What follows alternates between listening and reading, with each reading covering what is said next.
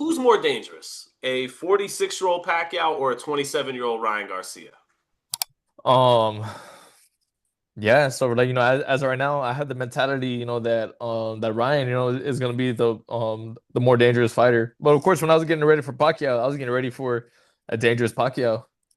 We are some days away from Vegas. Mario Barrios survived the legend Manny Pacquiao, but now faces a different kind of danger. In Ryan Garcia tonight, the champion specifically wants the best version of Ryan Garcia inside the ring. He believes only a dangerous challenger can bring out the elite performance he has been searching for today. I hope so, man. I can only hope, I step in there on fight night and I get the best version of Ryan. Because that's gonna be that's gonna bring the best version out of me. Brian Mendoza recently questioned if Ryan can truly walk through the fire. He claimed that Ryan often backs down when things get physical and prefers the influencer life for social clicks. But it doesn't mean that Ryan's going to be able to do anything about it, to be honest. Ryan's not good. Once he kind of runs into that fire, Ryan is known to, back down a little bit.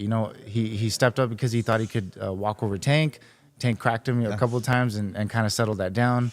And Haney couldn't hurt him, so he was able to, keep that confidence and just, land those big bombs the whole fight. And then Rolly, again, he cracked him, and he basically decided to just not fight the rest of the fight, kind of survive and get through it.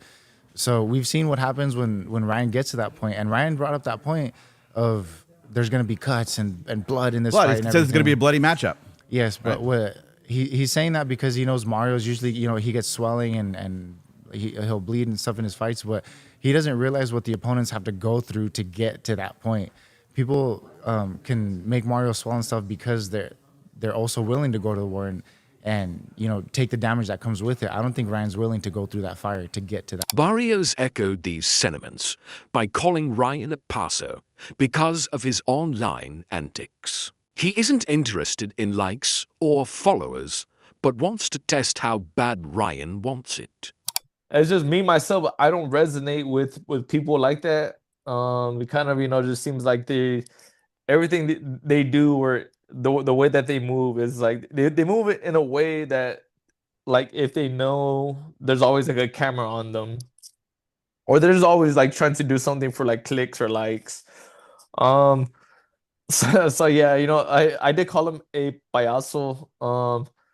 And it was just because the whole like his antics. I know that he has his history with Joe and all of that. It was starting to boil up into something that it really isn't. Because I was gonna go with Joe whether this fight happened or not. It just kind of like just the like timing of things was very coincidental on fight night. I want to go into the fight. I want to test his heart. I want to test how bad he really wants to be in there, because you're right. Me, Devin, even Rollies, we all have very different styles. Mendoza argued that Ryan hasn't earned this title shot by moving up the rankings. He believes the challenger is only getting this opportunity because he knows how to sell many tickets. He hasn't earned the title per se. He's not moving up the ranks. Not. He's not, and he can sell tickets. He's really good on the influencer side of things, and then he's a YouTuber. He's a YouTuber. That's what he is. Exactly. And the fact that he does have talent in boxing, that's what they're like. All right, well, let's just put him in these slots. Maybe he can pull something off. They're really trying to get him the title. This is they're just back-to-back title shots, and it kind of is what it is. But he sells, so that's what gets him in. We cannot forget that Mario Barrios is a seasoned and natural welterweight. He warned Ryan that the size advantage and physical pressure will be something entirely new for the challenger. I have, the size advantage on Ryan that I don't think he's used to like dealing with, and I'm just looking forward to going out there on fight night and using all these attributes, using everything that I can, to make sure that that my hand is raised at the end of the fight. Ryan's father, Henry Garcia, completely disagrees and says 47 is their perfect weight. He has seen a significant positive change in his son since the Duarte and Rolly Romero fights. Oh, well, 47 is the ideal weight, 54 is just around the corner too. But, 47 right now is something that we concentrate on. But I see Ryan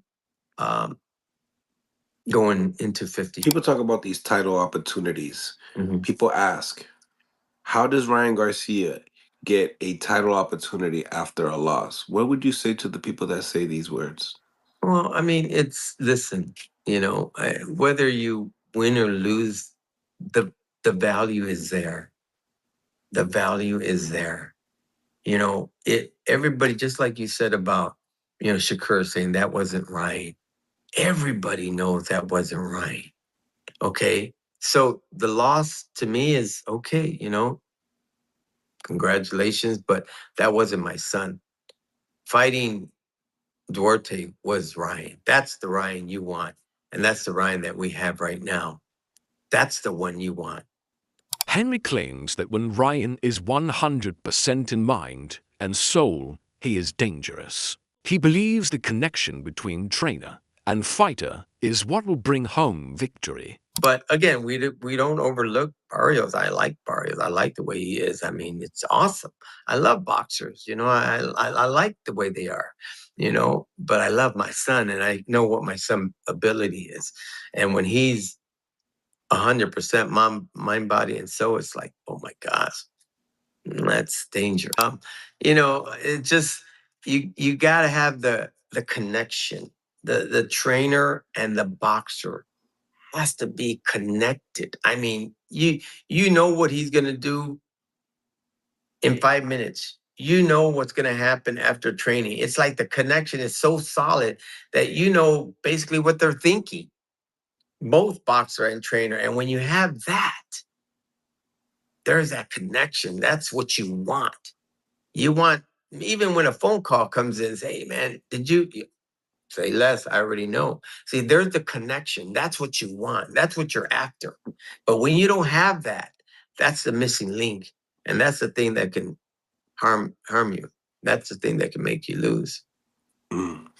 George, thank you for the 2P. Rolly Romero is even joining the conversation by questioning Ryan's focus. He joked that his former opponent might still have PTSD from their previous knockout match. During the training camp, there's something that keeps on saying, and I kind of agree to it, that we're uncertain what kind of Ryan we're going to get, right? Like what kind of, how's he going to see him come into the fight? Conor Ben said that. Albert said that we don't know what to expect for what kind of Ryan. If we get a Ryan, obviously focused and training, he could beat a good fight versus Barrios. So what do you think? I don't know what I think, like I said. Gotta give me something, Rolly. I tell you, for all we know, he might still have PTSD from me. Mendoza predicted that Mario will break Ryan down round by round using Goossen's style. He sees a late stoppage because he thinks Ryan isn't ready for the champion's constant fire. With people, so this style matchup with Joe Goossen actually could help him in that aspect, kind of get him back on the inside and throwing those tight shots and everything and breaking Ryan down round by round. And I just know the volume and that the output's going to be there because he's been through a grueling training camp. Give us your prediction, Brian. Yeah, that wouldn't surprise me. I would see a kind of a late stoppage, mid to late rounds like that. Like I said, he's been through a grueling training camp. I know he's going to have that volume, that pressure and everything that Joe Goossen brings out of his fighters. So I do think he can break down Ryan and definitely, maybe get that late stoppage. But regardless, I do see more of a domination, especially after the first couple rounds when Ryan's speed kind of doesn't play a factor as much. I think he's going to dominate. Barrios believes that taking away Ryan's left hook is the only way to win. If he can neutralize that weapon, he will prove exactly what Mario Barrios is capable of today. This fight is about heart and seeing who truly wants the glory. Both Mexican warriors are heading into Vegas to see whose hand will be raised after a very bloody night. Stay tuned to Fight Insight as we bring you daily updates during this intense countdown. Don't forget that we are chasing our payout goal and need your support to succeed. Who do you think has more? Heart, the champion, or the influencer? Comment your prediction below and subscribe to help us grow. As we head toward the big fight night,